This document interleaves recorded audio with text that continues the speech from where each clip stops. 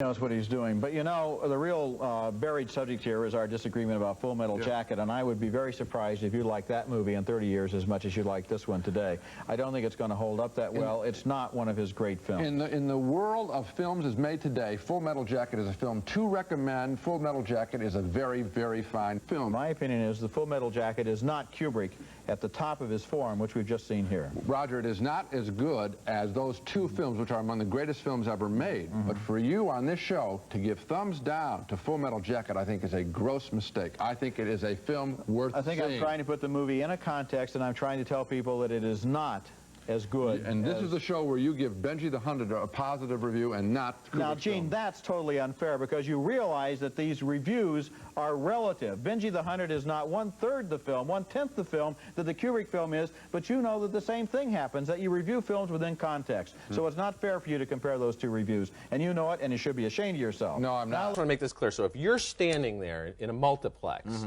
and you've got your $9 or $10 in your hand, you're saying that you should go see The Longest Yard or The Honeymooners before you should go see War of the Worlds. I'm saying, well, how many times do I have to explain to you that ratings are relative, not absolute? You know, I understand it. I'm just saying. I'm saying that if E.T. gets 4 stars and Close Encounters gets 4 stars, this gets 2 stars. And Longest Yard gets thumbs up, and this gets thumbs down. Well, you know, oddly enough, no. It doesn't work that way. But well, how does it not work that way? Because people should be smart enough to listen to what we say instead of looking at the dumb thumbs and the dumb stars, because there are gradations and contexts that go on. All right, but you're giving this movie thumbs down. I am. Okay. And if you want to read my review in the paper or hear what I said here, you'll understand why. I look forward to reading more. And if you go look at Minority Report, you'll see that this is half the movie that was. And it's still worth seeing, I say.